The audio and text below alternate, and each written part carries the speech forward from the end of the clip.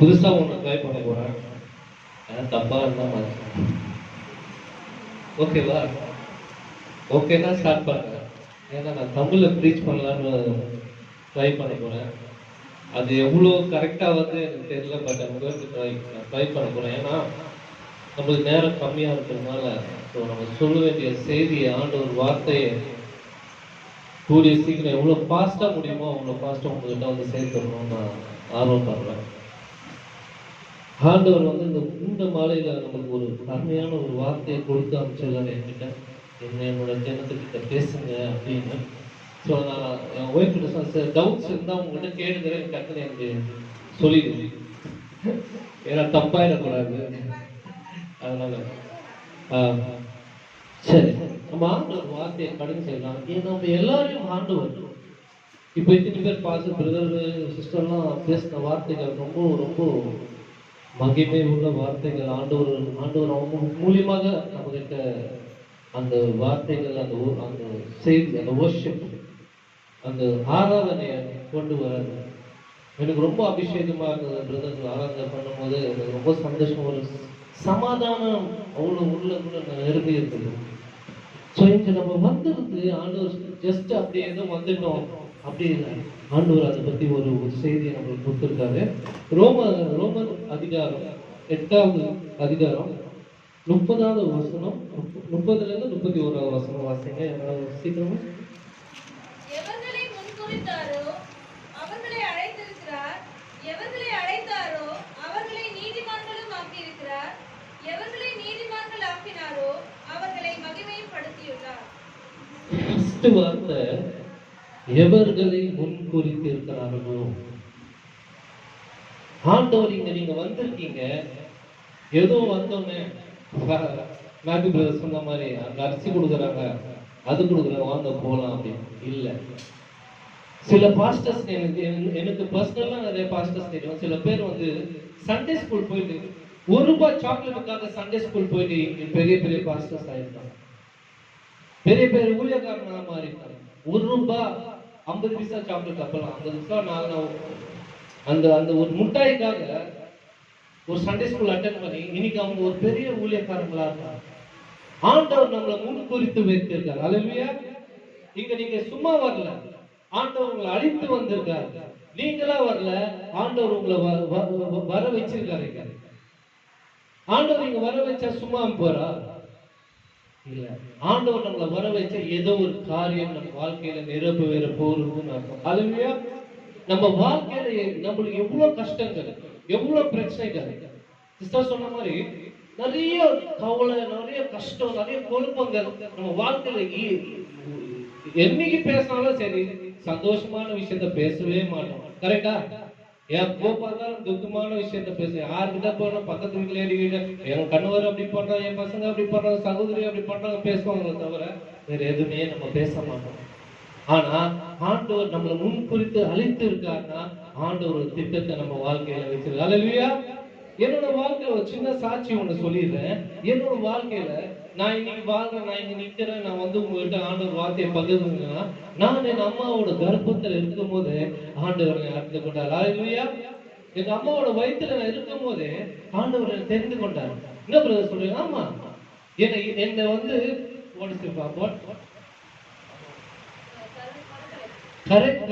கருக்கலைப்பு பண்ண ட்ரை பண்ண எத்தனை வாட்டி? 6 வாட்டி 7 வாட்டி ட்ரை பண்ணாங்க. என் வயிற்றுல இருக்கிற 7வது பையன் நானு.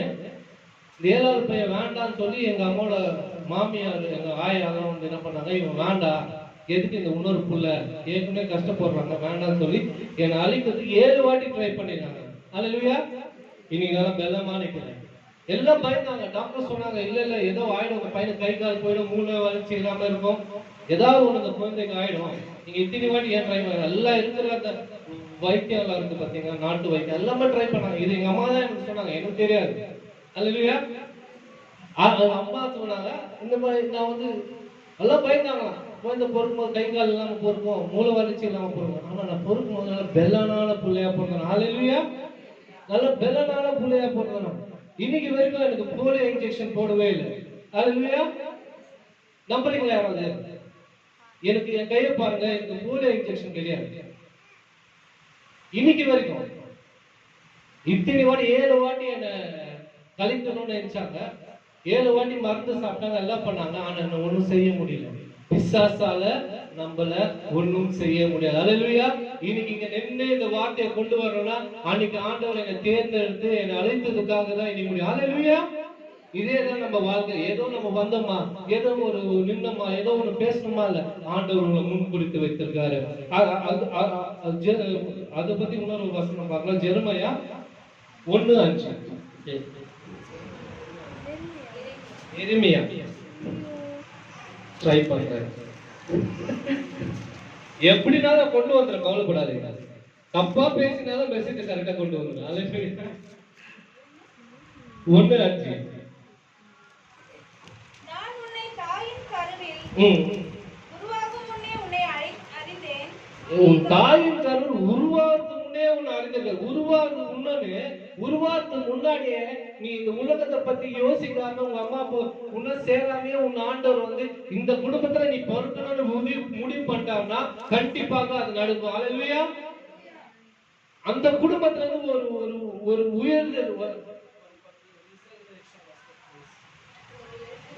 அந்த குடும்பத்துல இருந்து ஒரு எழுப்புதல் வரணும்னா அந்த குடும்பத்துலதான் ஆண்டவர் உருவாக்குவார். புரியுதா? நீ கர்ப்பத்திலிருந்து வெளிப்படும் முன்னே நான் உன்னை பரிசுத்தம் பண்ணி. நீ கர்ப்பத்துக்கு முன்னாடி வெளிப்படுறதுக்கு முன்னாடியே உன்னை பரிசுத்தம் பண்ணிட்டாராம். அது உனக்கு எனக்கு தெரியாது. அல்லேலூயா. ஏன் நம்ம பொறுக்கும் போது நமக்கு என்ன நடக்கும் தெரியுமா? ஏன்னா நம்ம பொறுக்கும் போது பாவத்தோட பொறுப்புன்னு சொல்லி நிறைய பேர் சொல்லிருக்காங்க, பைபிள் சொல்லி. ஆனா உங்களை அரைஞ்சிட்டாருன்னு வச்சுக்கோங்க, உங்களை தெரிஞ்சுட்டாரு, உங்களை முன்குறித்து வச்சுட்டாருன்னு வச்சுக்கோங்க, நீங்க கர்ப்பத்துல வெளியே வர்றதுக்கு முன்னே என்ன பண்ணுறாங்க? பரிசுத்தமாக்கிடுறாரு. உங்க ஜாதிகளுக்கு தீர்க்கதரிசி மட்டும் இல்ல, என்ன உங்களோட அழிப்பு என்னவோ அதை வச்சு பயன்படுத்துவாரு. அவரோட அழிப்புக்காக ஆண்டவர் எதுக்கு உங்களை அழிச்சாரு? அந்த அழிப்புக்காக நீங்க வளர உங்களை எடுத்து பயன்படுத்துவார். அடுத்த second one, that's first one. அதே 8வது வாசகத்துல நெக்ஸ்ட் லைன்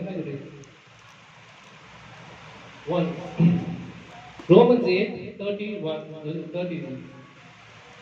Romans 8. யாராவது வச்சிருக்கீங்க டக்குனு வாசிங்க. ரோமர் 8:30 வாசிங்க. செகண்ட் லைன் வாசிங்க. வச்சுக்கோங்க, கையில மாறாதீங்க. ஒரு ஆள் அது 8வது வருஷம், அதுதான் முக்கியம். நீதிமான்களா ஆக்கியிருக்காரு. அடுத்தது நீதிமான்களா. உங்களை அழித்து என்ன பண்றாங்க? நீதிமான்களா மாற்றுறாரு. நம்ம வரும்போது நிறைய பேர் என்ன பண்ணிருக்கோம்? நம்ம தேவத்தை ஏசப்பா ஏற்றுக்கும்போது பாவிகளா இருந்திருக்கோம். நான் இருக்கிறதே ரொம்ப பாவியான மனுஷன் தேவனே, நான் பாவி. பேதுரு என்ன சொன்னாரா? ஏசப்பாவை பார்த்து கப்பல்ல அவர் ஏறி, நான் நைட் எல்லாம் வலைய போட்டேன், எனக்கு நீனே நான் பிடிக்க முடியல ஏசப்பா, எல்லாம் நீனே பிடிக்க முடியல, நீங்க சொல்றீங்க, ஏதோ நீங்க சொல்றீங்க, வாங்க போலான்னு சொல்லி என்ன பண்ணாரு? அங்க போயிட்டு ஆண்டவர் சொன்ன இடத்துல வலைய போட்டாரா. என்ன ஆயிடுச்சு? அந்த கப்பல் நிறைய என்ன பண்ணிச்சு? மீன் வந்துதான். ஆனா பேதுரு பயந்தாரு. அவர் என்ன சொன்னார்? ஆண்டவரே, நான் ஒரு பாவியான மனிதர், என்னை விட்டு நகர்ந்து போங்க. சில டைம் ஆண்டவர் நம்ம கிட்ட வரும்போதுதான் நம்ம பாவம் வெளியே தெரியும். அல்லேலூயா. ஆண்டவர் நம்ம நகர்ந்து கிட்ட வர நம்மளுக்கு ஒரு பயம் வர ஆரம்பிச்சோம். ஐயோ, நம்ம தேவனோட புள்ள, நம்மளோட மிஸ்டேக்ஸ் எல்லாம் நம்மளுக்கு கண்ணு முன்னாடி வர ஆரம்பிக்கும். நம்ம பண்ற ஒரு தப்புகள், ஒரு செயல்கள் என்ன பண்ணோம்? நம்ம கண்ணு முன்னாடி வர ஆரம்பிக்கும். சோ அதனால ஆண்டவர் என்ன சொல்றாரு? நீ பயப்படாத, இனிமேட்டு உன்னை என்ன பண்ற? மீன் பிடிக்கிறதுல நான் ஆள் பிடிக்கிற ஆளா உன்னை மாத்துறேன் அப்படின்னு. சோ ஆண்டவர் நம்ம பாவத்தை அந்த இடத்துல என்ன பண்றாரு? மன்னிக்கிறாரு. அதுக்காக தான் மரித்தாரு. அதுக்காக தான் அவர் ரத்தத்தை சிந்தினாரு. நம்ம நீதிமான ரட்சிப்புக்கு கொண்டு வரதுக்காக என்ன பண்ணாரு? ஆண்டவர் நம்மளுக்காக மரித்தாரு, உனக்கும் எனக்காக மரித்தாரு. நம்ம எவ்வளவு கஷ்டப்பட்டாலும் சரி, ஞாபகம் வச்சுக்கோங்க, நீங்க பாவம், நீங்க செஞ்ச பாவம் எது பெருசு தெரியாதுமா? உங்களை நீதிமானா மாற்றத்துக்கு அவர் பாவியா அந்த சிலுவையில இருந்தார். அல்லேலூயா. நீனும் நானும் நீதிமானா இன்னைக்கு இந்த உலகத்துல வாழ்ந்து இருக்கணும்னா, it is because of Jesus who was hung on the cross. இயேசு அந்த சிலுவையில அறைந்து நம்மளுக்காக பாவியா மாறினதுதான் இன்னைக்கு நீயும் நானும் நீதிமான். அல்லேலூயா. இரண்டாவது தேர்ட் ஒன், அழைத்திருக்கார். அதான் அழைத்து நெக்ஸ்ட். எவர்களை நீதிமான்களாக்கியிருக்கிறாரோ இதுதான் ரொம்ப முக்கியமான ஒரு விஷயம். நம்மளை நீதிமான் ஆக்கிட்டாரு, நம்மளை அழித்துட்டாரு. ஃபர்ஸ்ட் நம்ம தெரிந்து கொண்டாரு, நம்மளை அழித்துட்டாரு, நம்மளை நீதிமான் ஆக்கிட்டாரு. 3 காரியம் நான் சொல்லிட்டேன். அதை ஞாபகம் வச்சுக்கோங்க. நம்ம இன்னைக்கு வந்திருக்கோம். நம்ம போகும்போது நம்ம சாதாரண நாள் நம்ம பாவி, ஐயோ இந்த பொம்பளை பாவி, அந்த பொம்பளை நானே பாவி அப்படின்னு நீங்க யாருமே பாவி கிடையாது. ஆண்டவர் உங்களை தேர்ந்தெடுத்திருக்காரு, உங்களை அழித்திருக்காரு. இந்த மைண்ட் அது உங்களோட மனசுல வச்சுக்கோங்க. நான் இந்த வயசாயிடுச்சுப்பா, நான் என்னப்பா பண்ண போறேன்? ஞாபகம் வச்சுக்கோங்க. அங்க ஒரே ஒரு இது சொல்றேன். ஒரு வயசான ஒரு very old lady had a bone back. ரொம்ப வயசான ஒரு கூனி அம்மா வந்து என்ன பண்ணாங்கன்னா, ஏசப்பா கிட்ட வந்தாங்களா. ஏசப்பா அவரை பார்த்து ரொம்ப கஷ்டப்பட்டாரு. அவர் என்ன பண்ணாரு, அவர் தொட்ட உடனே அந்த வயசான அம்மா சுகப்படுத்தி என்ன பண்ணாரு, அவங்க தீர்க்கம் பெல்லம் உள்ளவன ஆளா இருப்பாங்க. அப்படியே அந்த ஆசீர்வாதம் வாங்கி போயிட்டு இருப்பாங்க. அந்த அம்மா இல்ல 10 பேர் போயிட்டு ஏசப்பா பத்தி சொல்லியிருப்பாங்க. அவ்வளவு வயசாயிட்டு என்ன பண்ணிருப்பாங்க, 10 பேர் ஏசப்பா நான் இத்தனை வருஷமா கூண்டு இப்படிதான் நடந்திருந்தேன், அங்க தேவனை பார்த்தேன், இயேசுவை பார்த்தேன், அவர் என்ன தொட்டாரு, நான் சுகமானேன். ஹல்லேலூயா, ஹல்லேலூயா. உண்மையா இல்லையா சொல்லுங்க. ஹல்லேலூயா. ஏன்னா ஏசப்பாக்கு தெரியும் வயசு எல்லாம் முக்கியம் கிடையாது. ஏசப்பாக்கு நீங்க 99 வயசு இருந்தாலும் நீங்க ஏசப்பா பத்தி பிரசங்கிக்கலாம். ஹல்லேலூயா. ஆண்டவர் உங்களை முன் குறித்துட்டாருன்னா நீங்க எந்த வயசுல ஆண்டவர் என்ன பண்ணுவாரோ அந்த அபிஷேகத்தை உங்களுக்கு கொடுப்பாரு. அதுவும் இல்லாம நம்ம என்ன பண்றாரா, மகிமையில இது பண்றாராம். Is brought us into his glory.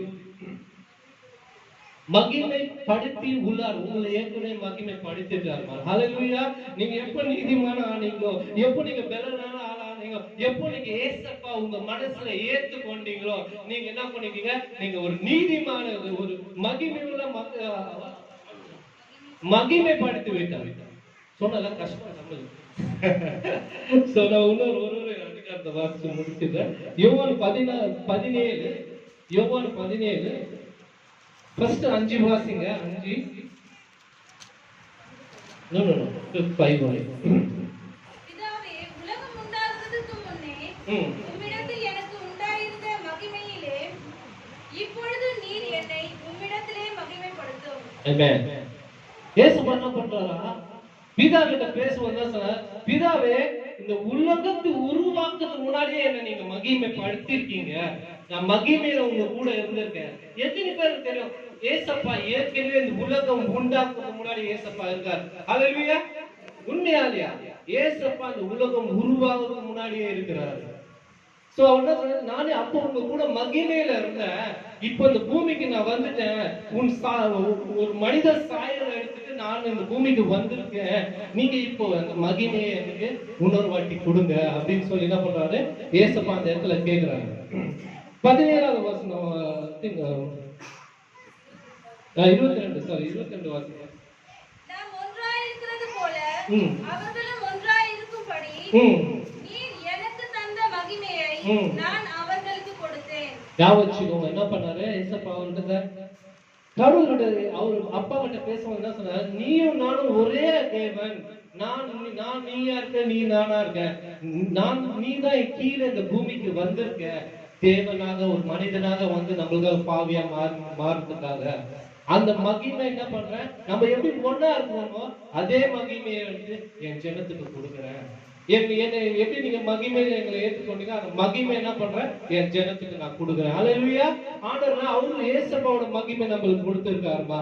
ஆமென். இன்னைக்கு போகும்போது நம்ம நல்லா ஞாபகம் வச்சுக்கணும், நம்ம மகிமை பெற்ற மனிதர்களாக இங்க செல்லும். ஹல்லேலூயா.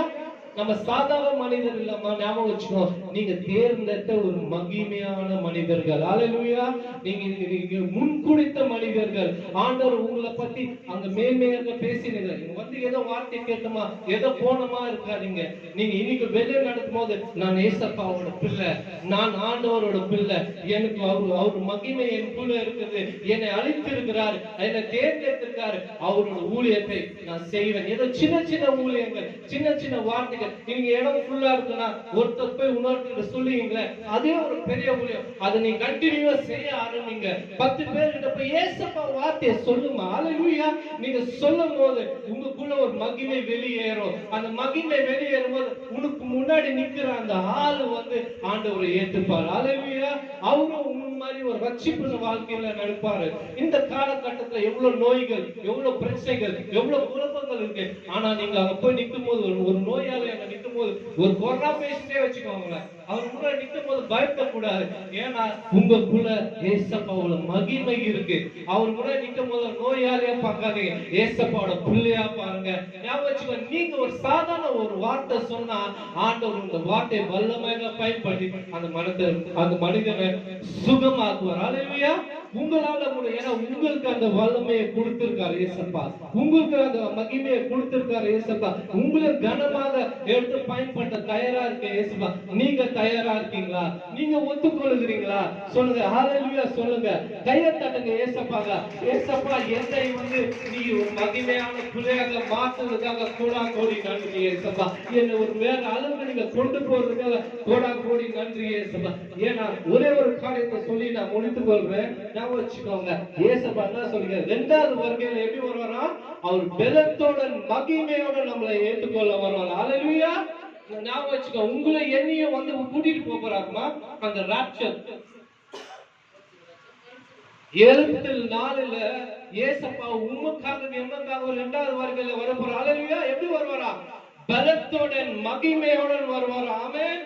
நீயும் நானும் அந்த மகிமையில இருக்கும்போது நம்ம தான் ஃபர்ஸ்ட் தேர்ந்தெடுத்து என்ன பண்ணுவாரா? அந்த 2வது வருகையில நம்மளை கொண்டு போறார். நம்ம தயாரா இருக்கணும். ஏசப்பா கூடிய சீக்கிரம் வரப்போறார். அதோட அடையாளம் தான் இந்த நோய்கள், இந்த பிரச்சனைகள், இந்த குழப்பங்கள் எல்லாமே. ஞாபகம் வச்சுக்கோ, எல்லாம் தீர்ந்து போகும்.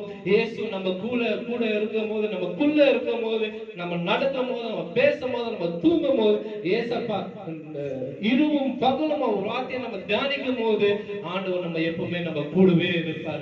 ஆண்டவருக்கு நம்ம நன்றி செலுத்தி இந்த நாளுக்காக கோடா கோடி நன்றி, இந்த வாய்ப்பு கொடுத்ததுக்காக நன்றி. ஆண்டவர் ஆசீர்வதிப்பாரு. God bless you all. Have a blessed week. Amen.